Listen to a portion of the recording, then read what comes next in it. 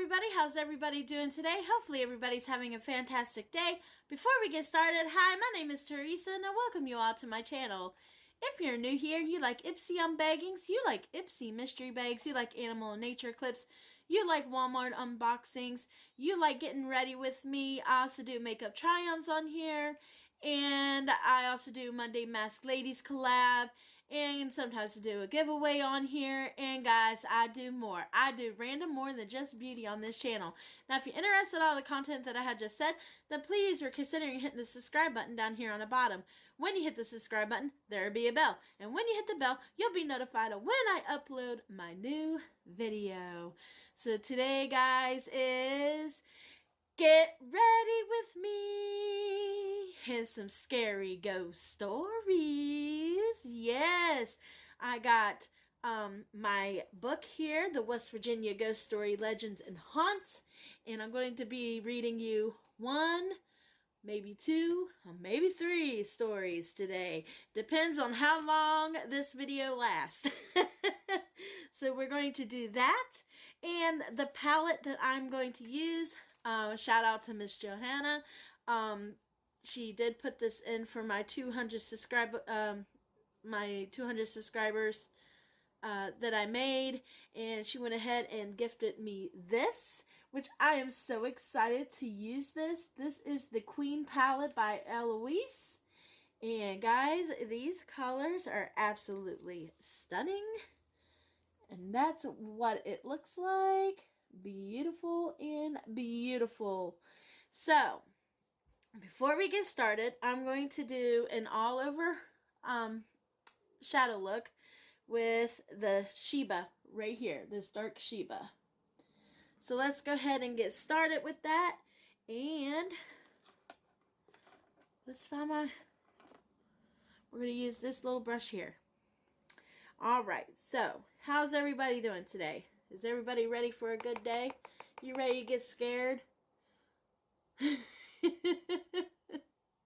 Are you ready to get scared and hear some scary ghost stories? I know you guys are ready. And I did have some suggestions for other states, which I will go and find those books eventually.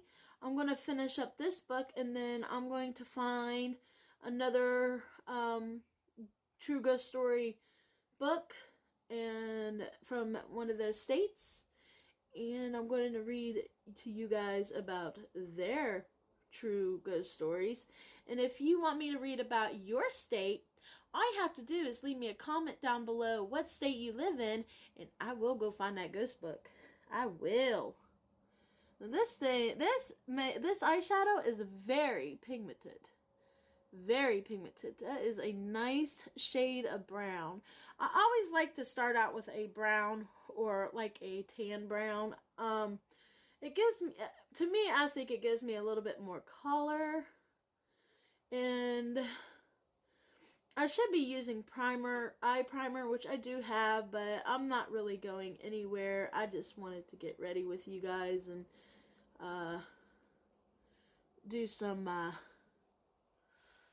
do an eye look for you guys. Ooh, my eyes are popping out of my head. Alright, so I'm not going to do this part yet, but in the crease of my eye, I'm going to do the Elizabeth. This really pretty pink right here, Elizabeth. But let's go ahead and let's read a story. Who wants to hear a story? Alright, let's see. Where did I leave off? That was not that one.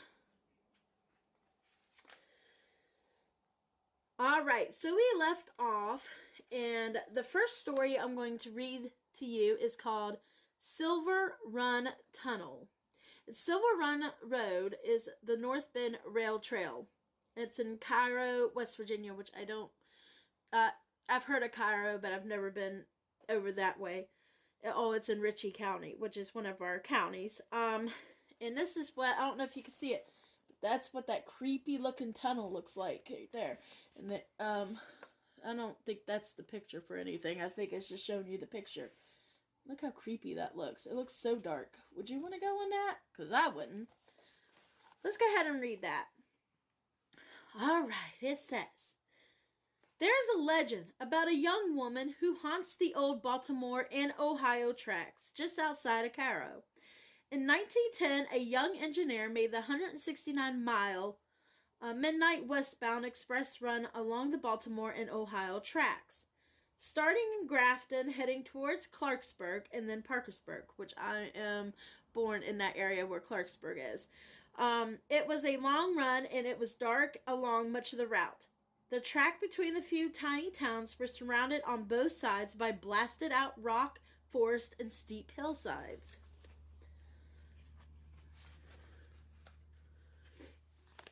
And it shows you what it looks like inside there. Look how creepy that looks. Makes me feel like something's going to jump out of here. No way am I going in that tunnel. Maybe I will one day.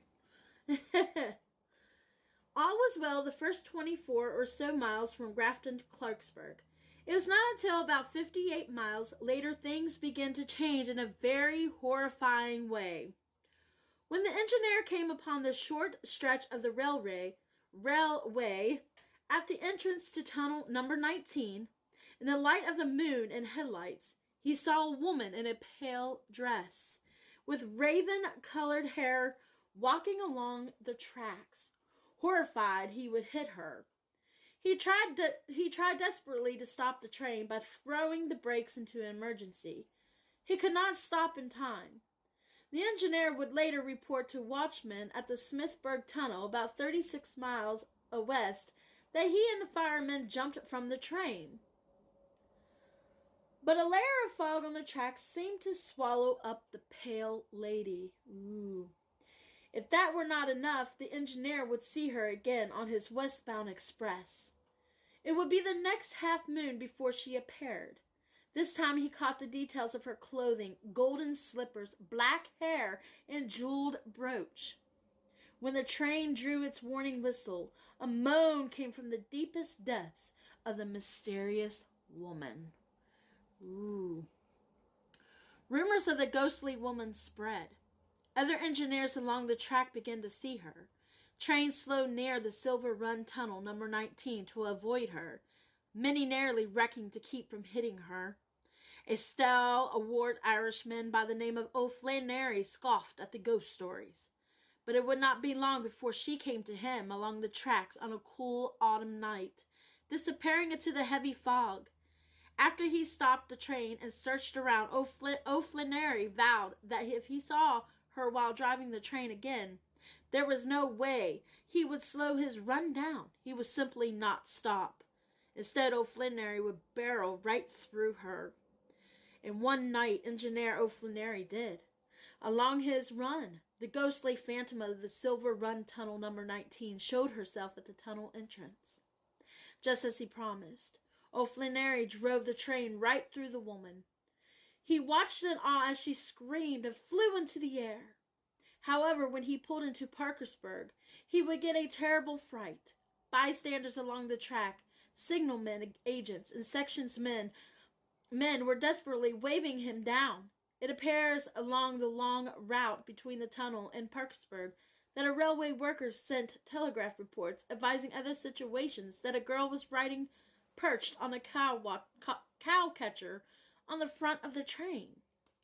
When the railroad agents inquired about the pale woman in white showing up along the tunnel, they found a young woman who had disappeared 25 years earlier. On her way to Parkersburg, she never arrived. Many years after the engineers reported seeing the ghost, someone found a skeleton buried in the cellar of the old house near the Silver Run Tunnel number 19. Along with the bones were a brooch and golden slippers. Over the years that followed, more railmen saw the white woman of Silver Run. They swore they could hear her moan near the tunnel while the train whistled its warning.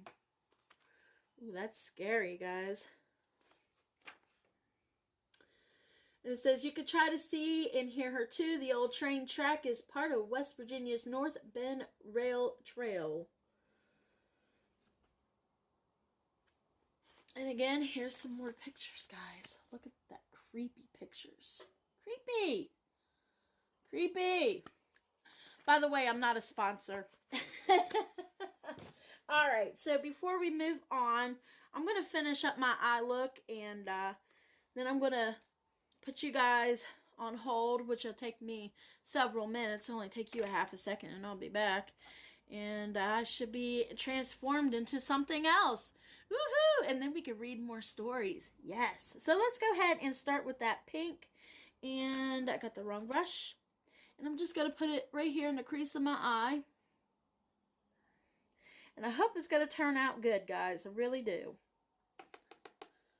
Alright, so go ahead and put that pink right there.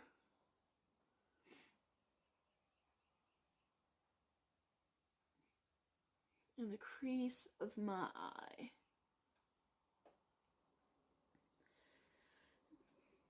Guys, I like doing challenges here. Can you tell? Reading these stories and putting makeup on.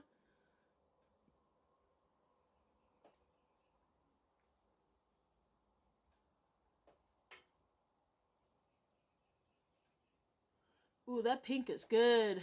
That pink is pigmented. Oh, yeah. Really coming out of my comfort zone.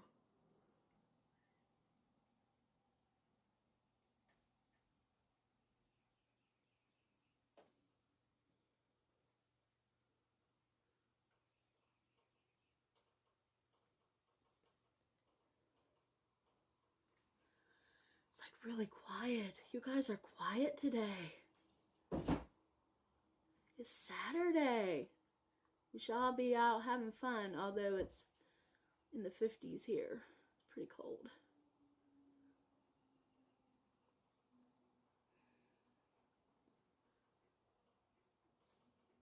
I really want that pink to kind of stand out, guys. Here we go. All right. So, on the bottom, just this little part right here, I'm going to put this Courtesy. This one right here. I'm going to put that one just down here and below. With this guy.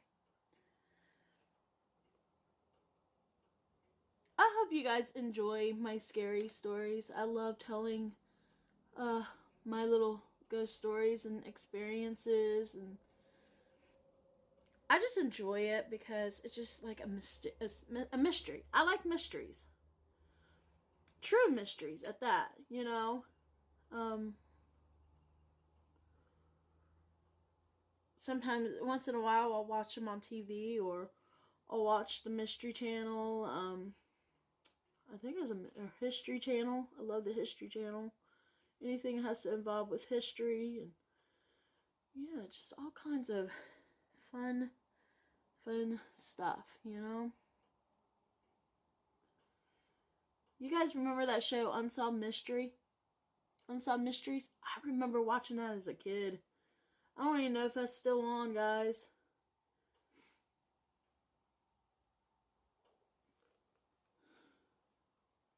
What do you guys think so far? Does it look good?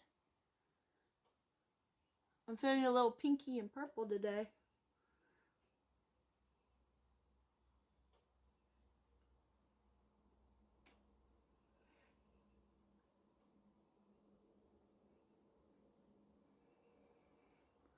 Alright, and then this Rane, this gold, I'm just going to put in the middle of my eye right here. Eyes. Not just one eye, both eyes. Look how pretty that is. Just to give it a nice little gold shimmer. Because I think pinks and golds and purples, they all go together good. My theory, though.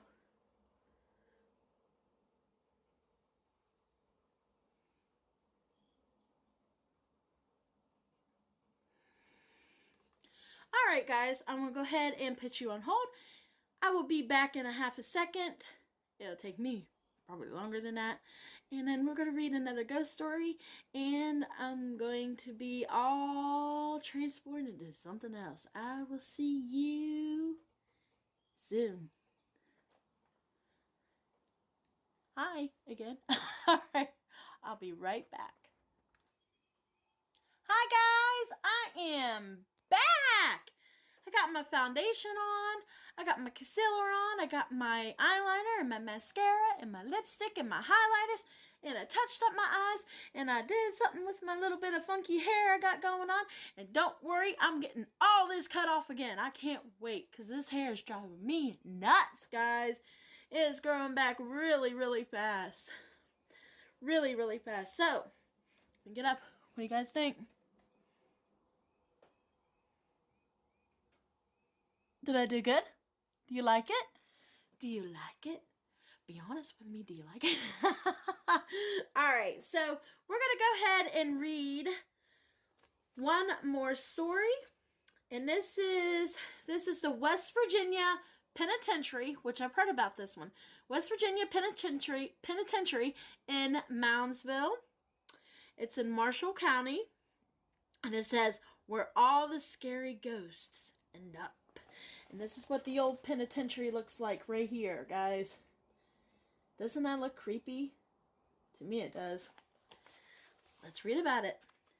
So it says, the West Virginia State Penitentiary in Moundsville had its beginnings in 1863, when West Virginia seceded Virginia to join the Union.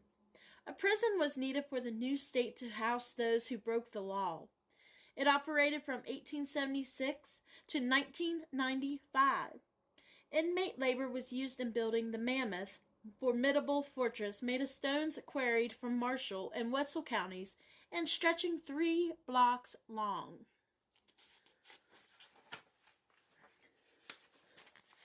There's some more pictures. Look how creepy that is. There's some pictures there. I thought maybe you could see a ghost in there. Ooh.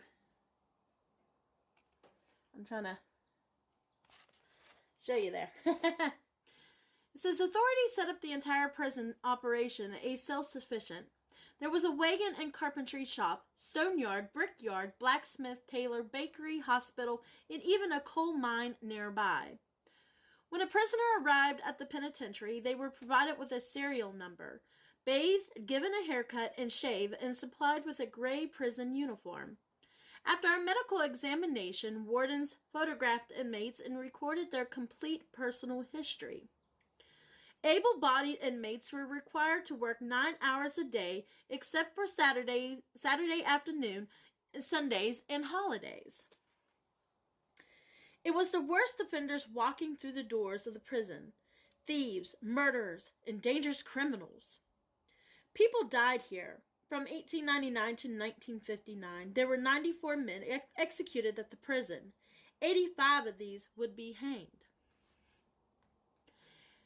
Hangings were considered an event with a festival-like atmosphere, and the public was invited to attend. That's creepy. That is until police arrested 54-year-old Frank Heyer, who had barricaded himself in his restaurant after beating his wife, Eva, to death. After a battle of tear gas and arrest, and prosecution authorities hanged him in prison on December 19, 1930. However, his body weight was so great that the rope decapitated him as he fell through the trap door of the gallows. After that, attendance was by invitation only. Ooh, that means his head got cut off. Ugh. In 1973, 5 guards were held hostage during a riot. 1 inmate was stabbed to death. On New Year's Day in 1986, a second riot lasted 2 days. 3 inmates died. Weird things tended to happen here. A man named Admiral Paul Atkins had to be hanged twice. The first time he fell and landed on his head. Ooh. There were at least 36 murderers inside the walls. Robert Daniel Wall, inmate of 44670, also known as RD, was a maintenance worker who cared for the boiler room. He was in jail for a Logan County rape conviction, but was a favorite of the warden and kept an eye out on the prisoners.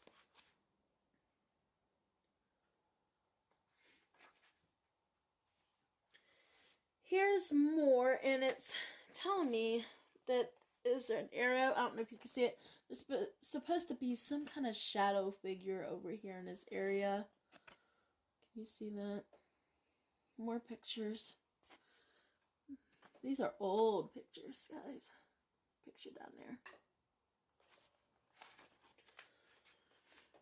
It says, he was also a snitch. R.D. Wall was murdered on October 8th, 1979 in the boiler room, and his face now appears on the walls as a green mist in photos.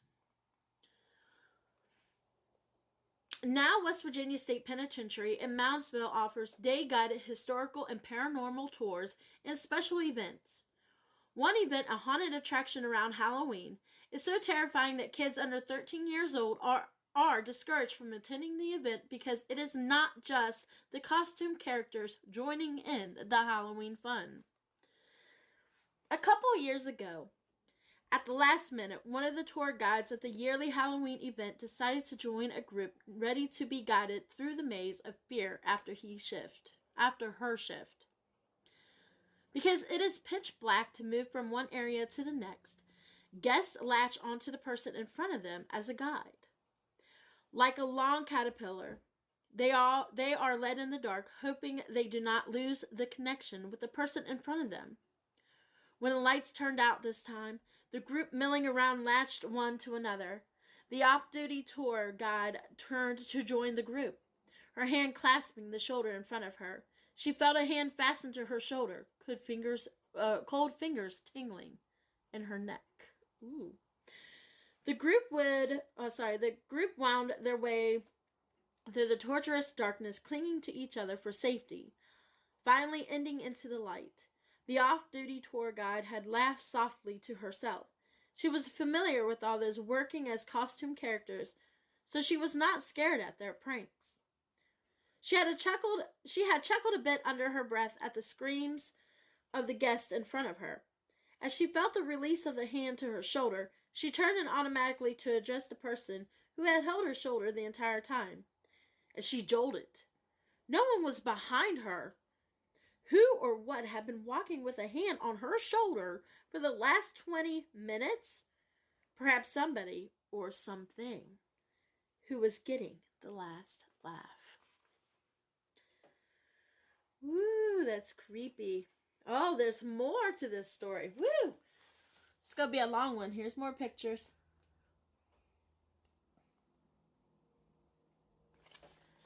All right. He had died of milk poisoning from eating ice cream. Okay.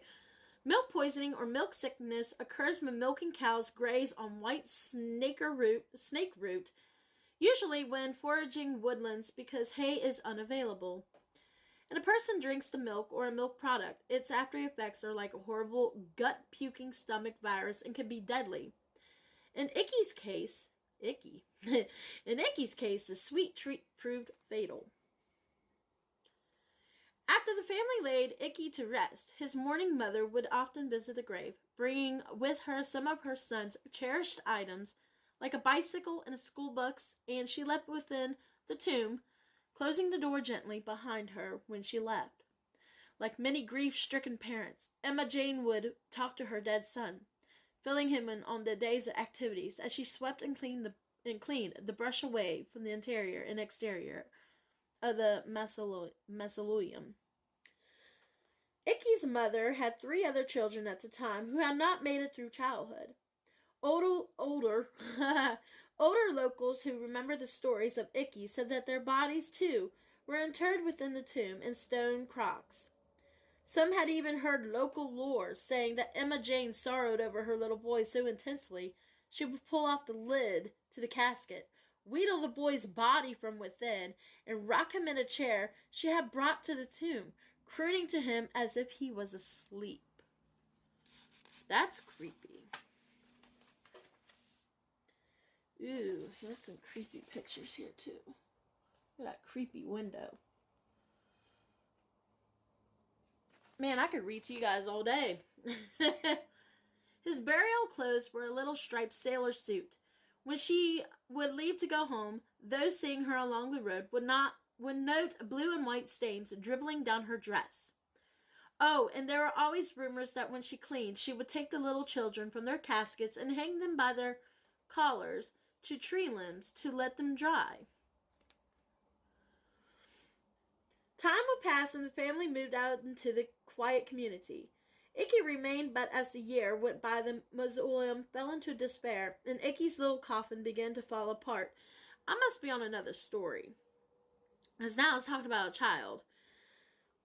We'll get to that. For their time, glass caskets filled with alcohol or other preserving liquid were top of the line. However, the very fluid used to preserve the body, alcohol, was the demise of the casket, eventually causing the rubber seal on the window to deteriorate and such. The alcohol would evaporate, exposing the body to the elements and decay. Eventually, vandals and animals worked their way into the tomb. Dogs dragged Icky's body out into the woods, and hunters finally found it, who contacted authorities. Now Icky's final resting place is outside the mausoleum near grandparents, Mary Ann and Oliver Gorell, and Uncle Ralph, who died of ammonia. Whew, I can't talk today. So now, barring the ATVs careening through the cemetery, Icky's rest in peace. His tomb is closed except the windows in the roof, so no more vandals can desecrate his old grave. Not so for his devoted mama, who, like any good mama, has left her for her child, lasting an eternity. Folks have seen her hovering around the tomb, still keeping her son company even after death. Some say they hear they hear soft crooning inside the mausoleum. But when they peer inside the window, no one is there.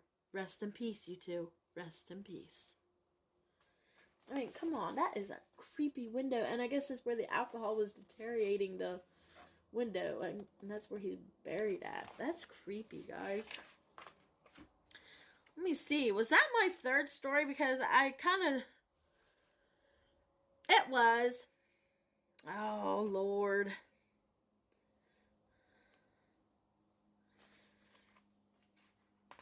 Yeah, it was called Mount Welcome Cemetery. And that was in Pleasant County. Alright, so you got 3 stories out of that one, guys. Alright, guys. Hopefully you had fun, and hopefully you got a little scared but enjoyed my stories. And I hope you had fun watching me put on my eyeshadow, which I think it turned out pretty okay. And I'll be doing more funky colors. I didn't say the F word, I said funky. And I'm going to go ahead and end it here. And I hope everybody has a great day. Enjoy your day. And I hope everybody stays blessed. And I hope everybody stays safe no matter where you go. And I will be seeing you all in my next video. Thank you for stopping by and having fun. And you have a great day.